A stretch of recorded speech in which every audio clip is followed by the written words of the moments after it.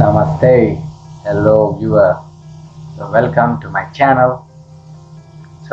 Today's topic is how to find balance in life. So in the modern day, in our society, the most popular and trending topic is balance. Find balance between work life and social life, etc. Whatever it is, balance. So the topic balance also has a big focus in yoga. So the topic balance lies at the fundamental focus and is at the foundation of yoga. Okay, so there is a Patanjali Yoga Sutra which actually talks about how to get into the balance of life. It says Yama Niyama Asana Prana Pratyahara Dharana Dhyana Samadhiyo Astavangani. So anyway, Patanjali actually talks about the mind. So the balance is there, the mind. Okay, so all we have to do, whatever we do, is for the mind initially. So if one directly goes about to tame or control the mind, there is a very good chance that they are going to fail.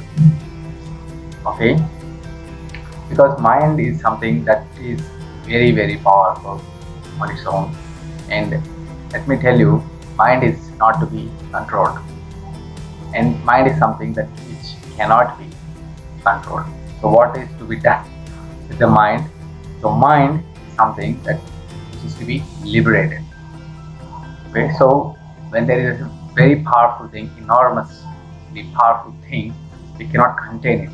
If we try to contain it, it will rebel, obviously, and it is only powerful as long as there is a boundary around it, and if this boundary is trying to suppress it or control it. When there is no boundary, it is powerless. The mind becomes powerless. So the goal in yoga is not about mind control, but it is about mind liberation.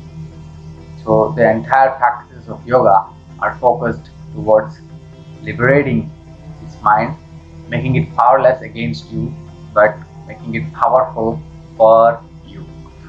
That is the goal of yoga. So we cannot directly conquer or liberate this mind. Okay, so now comes the Patanjali Yoga Sutra. After Yama and Nima, which are certain practices for internal and external disciplines, like having a clean body, etc. So you can check out Yama Niyama later on. Now, after the Yama Niyama, the first step is asana. So what is asana? They are basically body postures, right? So how is the asana going to help me with the mind, their body? And we are talking about mind control. No, mind liberation.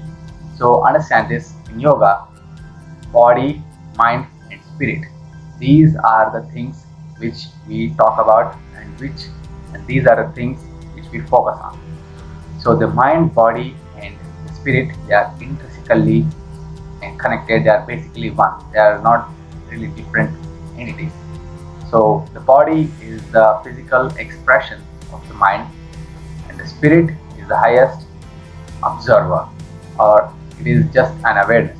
So to get to the mind, one has to start their path with the body.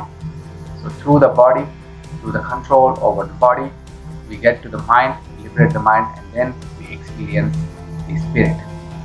That is the path of the Raja Yoga that is being told.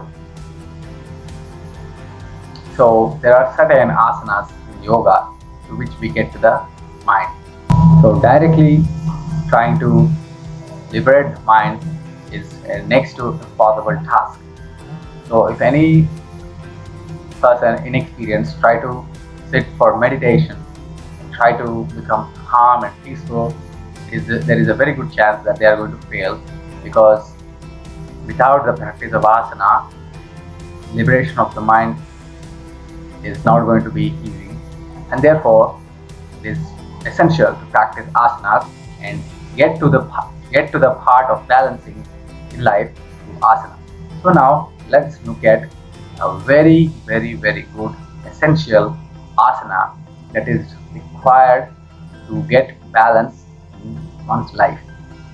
So it just takes only a matter of seconds or minutes to practice this asana, and if one practices this asana every day only for a few seconds, they are really going to find that is balance.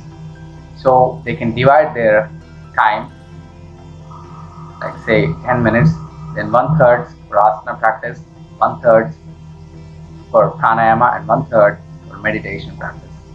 So that is the path to walk in on a daily purpose. If it is only 1 minute, so 10 seconds for asanas, 10 seconds for pranayama, 10 seconds for meditation into twice. That is 20-20-20. So that is the practice of Raja Yoga or even Hatha Yoga nowadays.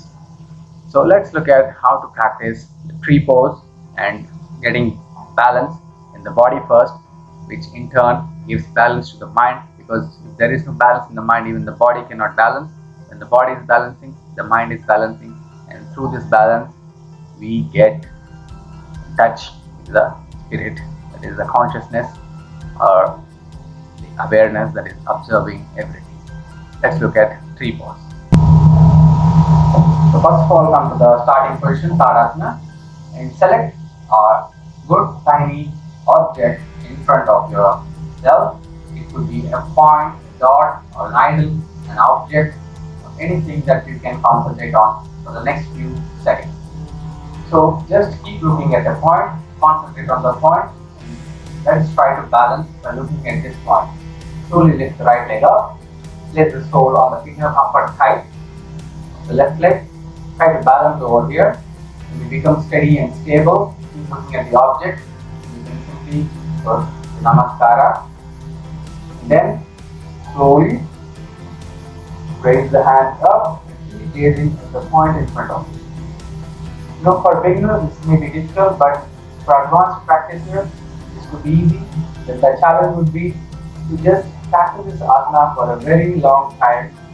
Take 10 minutes. If they can do it, then it is very good. The asana itself is simple, but the practice could be challenging. 10 minutes of this pose really improves their concentration. So this is tree pose. So the concentration at the point is very important. And stretch yourself up to this point and keep on breathing. Take 2 deep breaths in and out. Keep smiling. Slowly and steadily, keep on observing the object of your concentration, and eventually you become absolutely still. And then try on the other leg. Keep looking at the point. It could be an idol or a dot.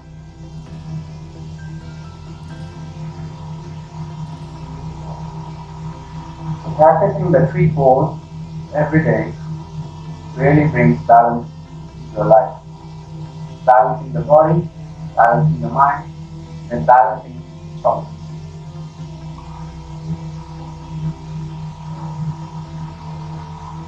Let's talk about mind control.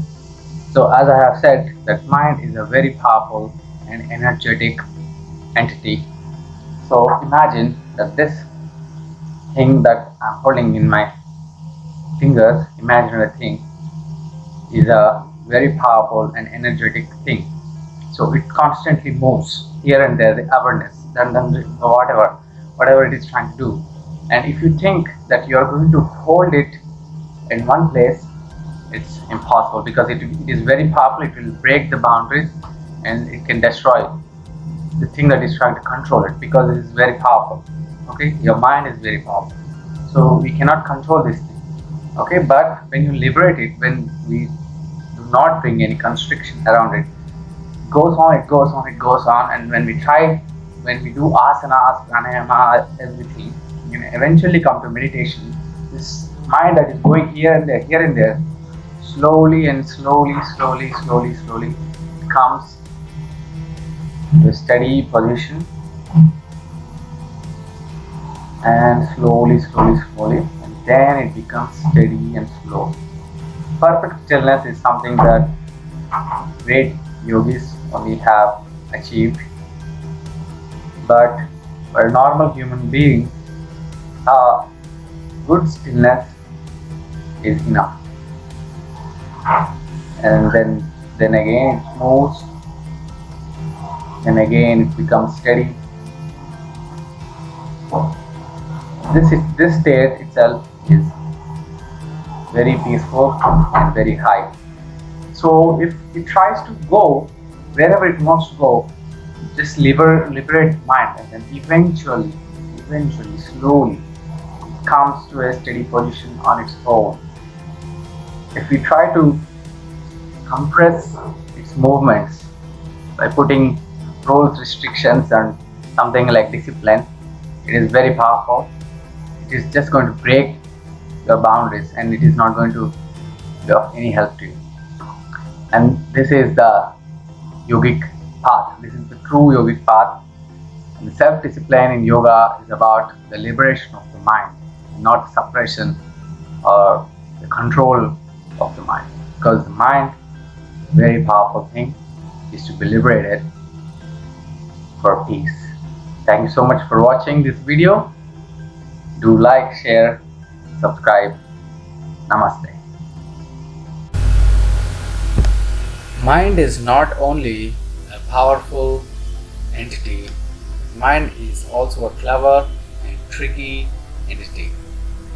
So sometimes mind cannot be trusted. The body can always be trusted, and therefore one begins the trust of the body to become liberated through yoga.